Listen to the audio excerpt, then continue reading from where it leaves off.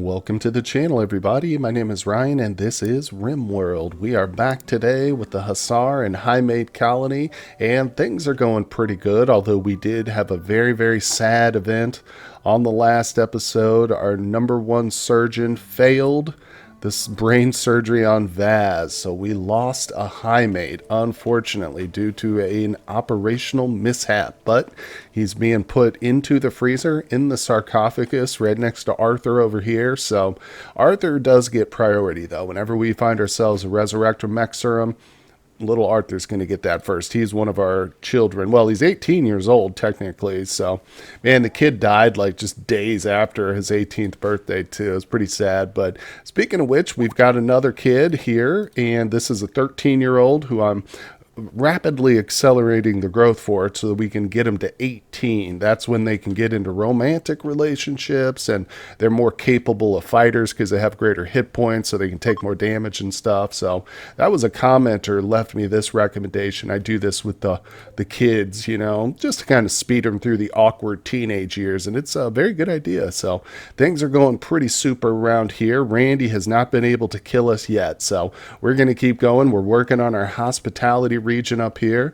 We've got ourselves a little shop set up, so I'm hoping to get some more guests visit. You know, I'd really like to get several groups at once, but sometimes that can get a little sticky, especially if you get like the pigs. Whenever the pigs show up, man, everybody just hates coming to visit us. But we are friends with the Rough Pig Union. As you can see, they are our allies. So it might be not a bad idea to try and befriend the Neanderthals too. Maybe that would be good. They would definitely send some groups to visit us. But, you know, at the same time, who wants Neanderthals running around their colony? You know what I'm saying? Not me. No. So we'll stay enemies with them. But as things go, we're kind of just maintaining, still trying to work on our food.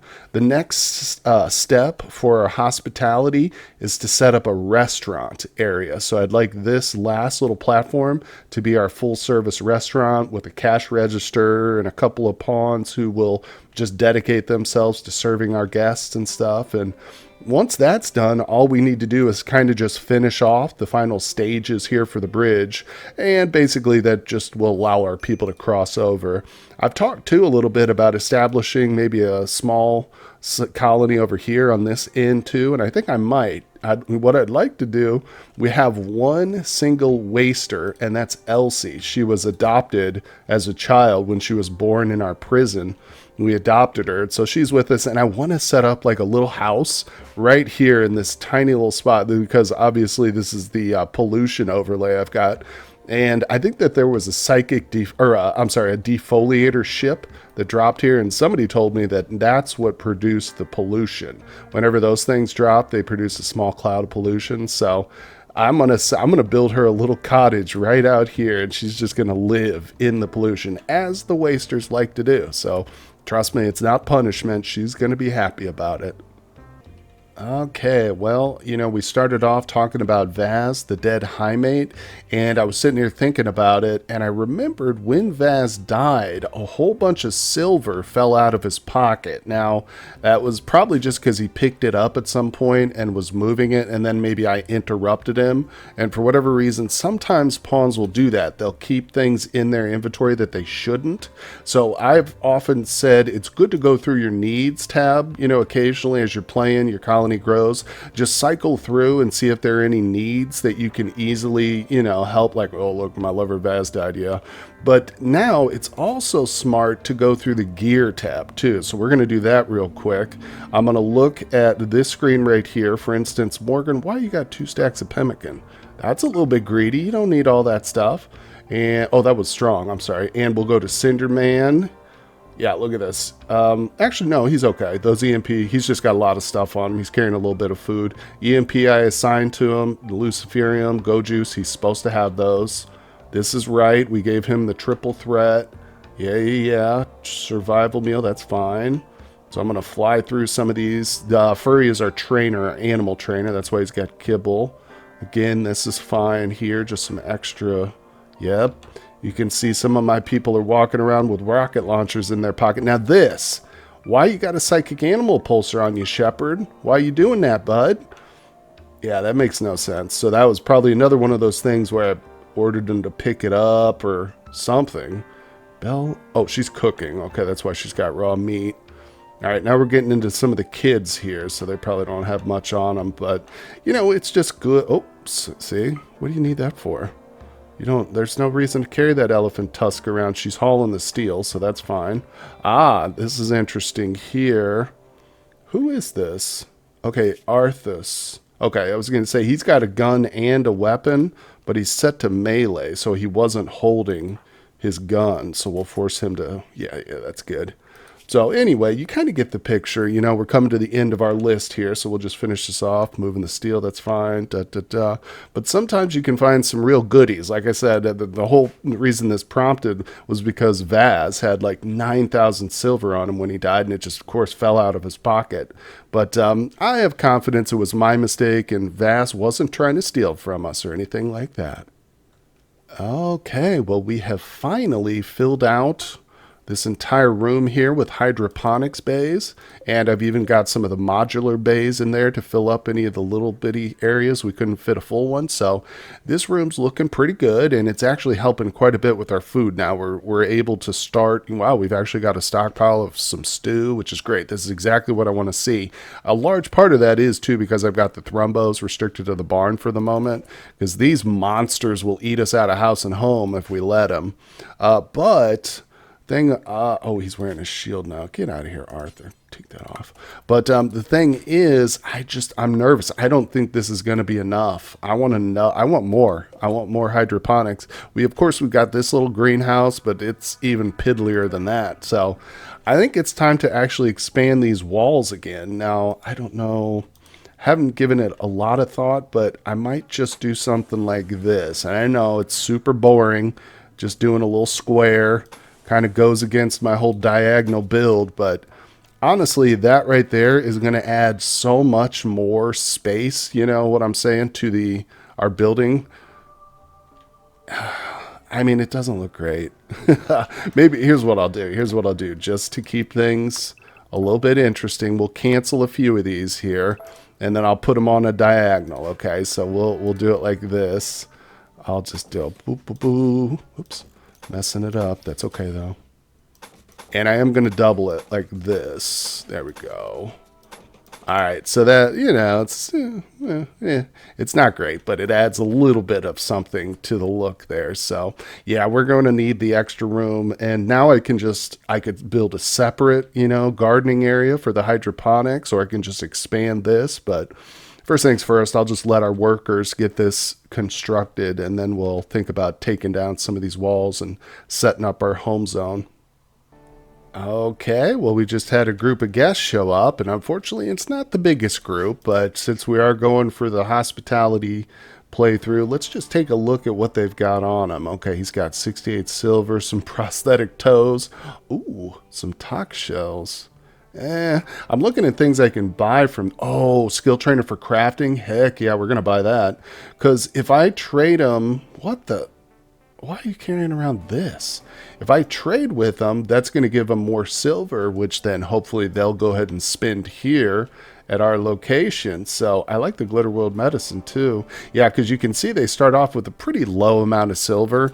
And honestly, I mean, they can't even rent one of our luxury beds here for 100 silver. So yeah, I think it's probably smart. And that's the thing too with the guests that I've realized. Actually, I just realized it in this playthrough, is that even if they don't show a question mark above them like a normal trader would, you can still right click them and hit trade with Ankus. Yeah, so it's just like a regular trade, except, you know, it's just very, very minimal amount of stuff. But still, that's cool. So let's grab the skill trainer for crafting. That's going to give him a decent amount of silver. And I'm not going to try and min-max it. I could balance it out by giving him a bunch of crappy weapons. But like I said, I kind of want him to have the silver. So yeah, we're going to take that skill trainer. That's cool. We'll use that for somebody, I don't know who, at some point. But yeah, I like that. That's a good idea. Okay, well, look at this. I think our trade paid off. This boy right here actually rented one of our fine beds. That's amazing. This is the first time I've seen one of these actually occupied. Wow, so now you know, We just got to do some trading with them. And of course, it's probably smart to get in there and try and trade with them before they choose a bed. Otherwise, like if I trade with this guy now, he probably won't go and replace his bed just because he got some extra money. I don't know if it works that way, but I was just zoomed out and I noticed Arthas sleeping or Ankus sleeping. That is pretty cool. I like that a lot. So nice. Ooh, growth moment for AIM. Hello, AIM. How are you today? This is a pretty crappy growth moment, isn't it? Let's do careful shooter. 2 skills will double up construction, and we'll go intellectual. And now I'm going to come back to my work tab.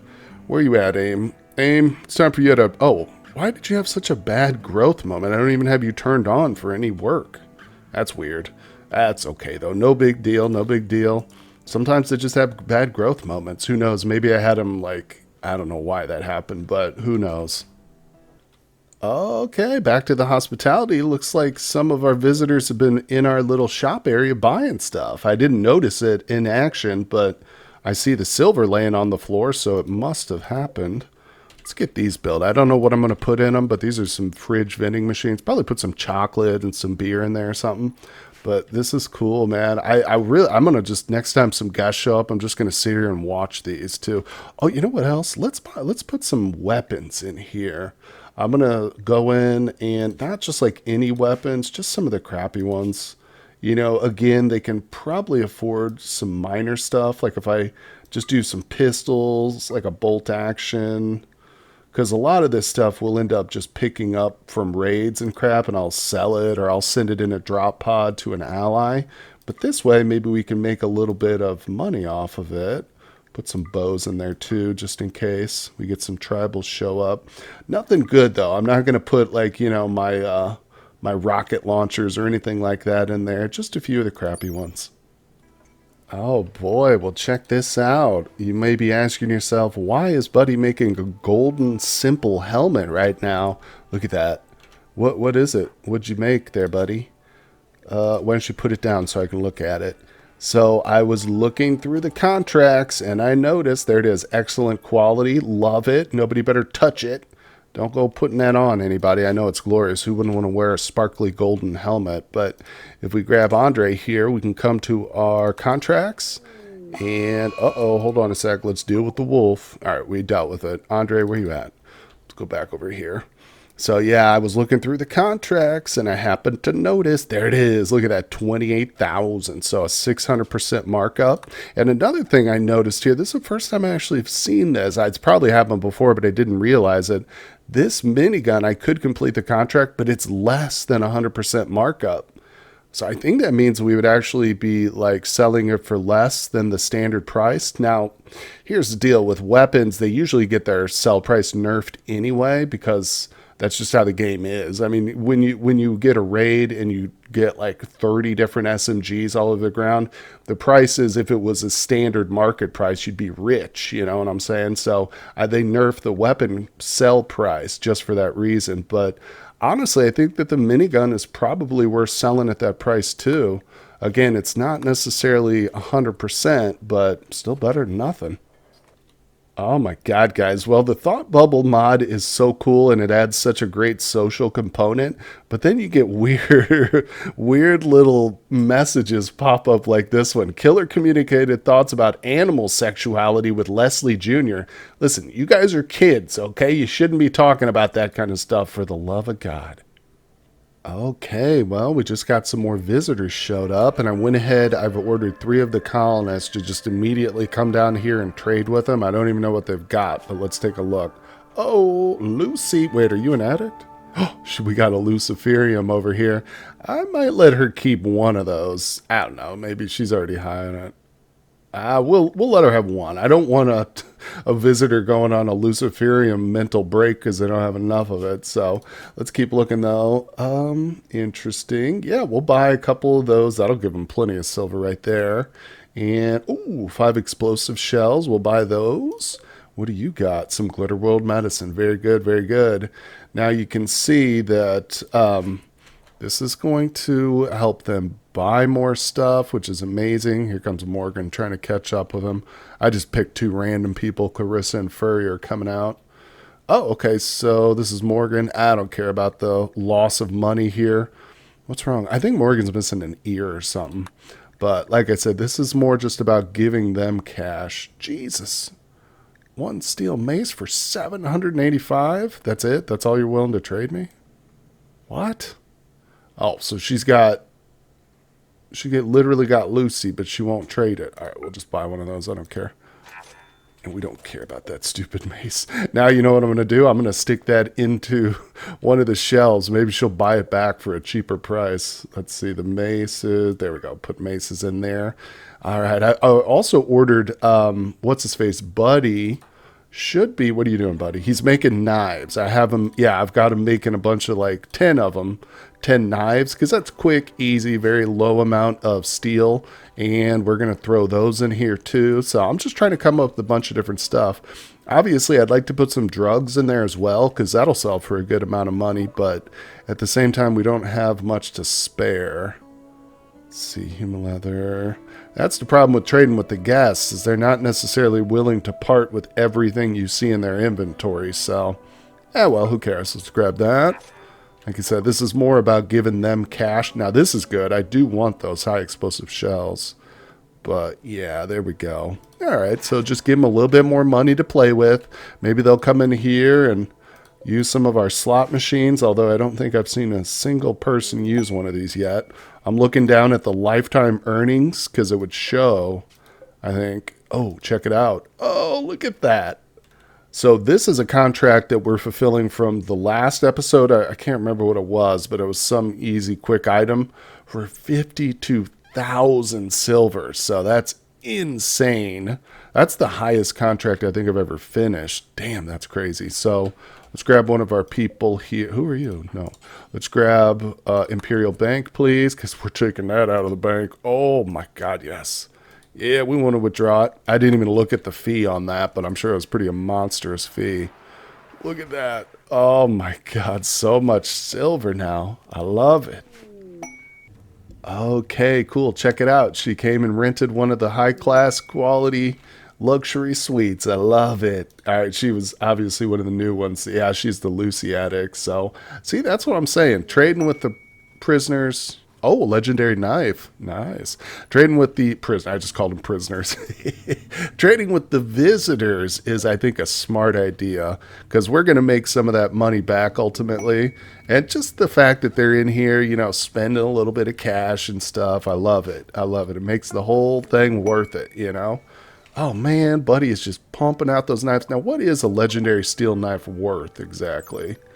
1,500? It's going to be significantly less than that, I think, but we'll see. I'm not sure. I mean, those might never get purchased, but who cares, right? Now, what do we want to put in this one? Let's do chocolate. I don't have a lot of chocolate right now, but I will put that. And we can also put some chocolate milk in there, too. This one, I think I'm going to put, like, beer and stuff. Wait, don't I? Yeah, I've already got beer set up in this one. Okay. We'll put something else. This vending machine's for psychite tea, but we can't keep enough psychite in the colony. Of course, most of it goes towards crafting up go juice, but or yayo, which then goes into the go juice. But I don't know. This is a refrigerated one. Maybe it should be. Oh, I got an idea. Let's do fruit juice. That's an item. Oh, wait. I'm going to do dried fruit and fruit juice. So first thing, though, I need to come down here now and order my people to actually make some of that. Dried fruit or the dehydrated fruit is really, really good. It's a valuable product. So let's make a nice little stack of those. And the juice, actually, I think it is on this. Yeah, make fruit drinks. There we go. I'm going to grab... I don't need 250. Oh, I already have one, don't I? There we go. Okay, yeah. So that's good. And that should be nice. I don't know how much fruit we honestly have. Most of my hydroponics bays are dedicated to like rice and hay, but there's a few of them down here. You can see we got strawberries, some watermelons. I might switch a couple more of these over to fruit just so we can, you know, supply our guests with a bit more variety of stuff, because eating fruit does give the pawns a little bit of a mood boost, so it's pretty happy. It's pretty helpful. Oh my god, check this out. Somebody's playing the slot machines. It's Kate, though, one of our people. Oh, I mean, that's fine. They can play it too, but she didn't gamble anything. Low stake? Default? I don't I don't know why that. I mean, obviously she doesn't have any silver on her, so I guess our colonists can just play it for free. I'm not sure because there's not a lot of options here for this. It's even, I feel like there's even more options for these vending machines over here. You can set the pricing here. You can. I thought you could make these for guests only. Maybe I was wrong about that, but with toggle glow color, what does that do? Changes the glow. Oh, well, that's not a big deal, but interesting. Nonetheless, I mean, I'm still pretty sure we haven't made a single penny off this. I don't know if there's a way to force the guests. You know what I could do is I could set up a zone that we restrict our guests to, because right now they're just allowed to stay in the home zone. But if I were to set up a zone specifically for them and like say, okay, you can't go in this room because there's some like recreation here, you know, in other words, if I restrict them just to this area, then they probably use this room more for recreation, you know, than some of the other random places. Because I do have a lot of just recreation buildings kind of scattered throughout the colony, you know, so they probably are getting their recreation fulfilled for free. So why would they need to go in there and play the slot machines unless they're degenerate gamblers? But nonetheless, that aside, you can see that we've actually finally got our walls up here. So I'm thinking what I'm going to do, instead of making this room even bigger, because you can see we've got literally 4 heaters in here, so it's kind of hard to heat a room that size, and making it even bigger wouldn't be great. I think I'm just going to go ahead and expand, make a second room, in other words, and we'll probably just connect it with a door or something. That way I can keep adding in more of the hydroponics bays, but like I say, we don't have to worry about like spending all our electricity heating one giant room. And I'm going to take these walls out now that they're not really necessary. That's not a lot of space, but each one of these is one little modular hydroponics bay that I can use. So that'll work. Whoa, whoa, whoa, whoa. Okay, a member of the Refugee Empire has bought a Hyperweave Toque masterwork for 12 silver. You got a steal there. Actually, I just noticed too, it's only 12% or 36% quality. That's probably why it was so cheap, but oh man, she's blown through all her silver, hasn't she? I'm not noticing much else. There's just that for sale, but I can tell that whenever they can afford stuff in here, they definitely come in here and buy it. So it's pretty cool. It's working out well. I'm enjoying it still. Nobody's doing any gambling, but that's okay. Only one way to, you know, figure out which of these kind of mods you enjoy, and that's by playing with them. You know what I'm saying? So if the casino mod isn't all that helpful, then maybe on the next one we just won't use it, you know, but it's worth experimenting with and stuff, certainly. And you can see we are still active. I'm going to clear off some of these plans.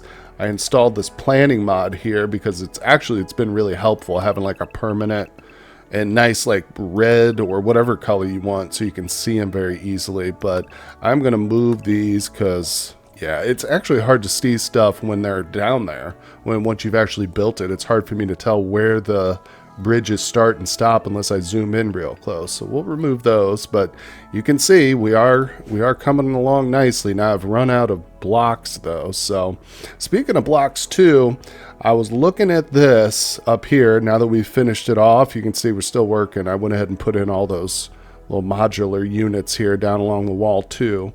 But I decided I think it's better to just go ahead and square this end off too. Don't really have any point to do that right now except just for aesthetic purposes. So in other words, don't really need the extra space at this point, but it looks a little nicer like this, I think, just from a zoomed out perspective. Having it nice and squared off, it's a bit more symmetrical. You know, it's important. It's important to like the look of your colony. Otherwise, what keeps you playing? You know, what keeps you coming back? Oh no, Randy's dropping a cluster on us, folks. Here it is too. Let's see this. Whoa, 13,000 threat points used. Man, now that's going to be a big one. Wow, wow, wow. Well, you know what that means? It's time to restrict all our thrumbos and our people and our mechs. Nobody's going outside ever again. Now, of course, that's not true, but I just need to be extra careful. It's too bad, but that's just how it goes. Now, let's see. Oh, refugees. Oh, for the love of God, you better not walk through this and activate these things right away. This is it? Oh, this isn't that scary. There's only a few centipedes. Well, honestly, there's definitely more to come here. Let's see. Lancers. Well, that's not bad. Okay, so we got a high shield. All right. I don't see any unstable power cells, which is okay. Just means we'll have to blow it up the old-fashioned way. But, oh, countdown activator. Do I see a mortar there? Ah, crap. Auto mortar. Yep, well, you know what that means. Wait. Is this thing already firing? It shows it's counting down. But it's not active yet, is it? Ah, I don't know.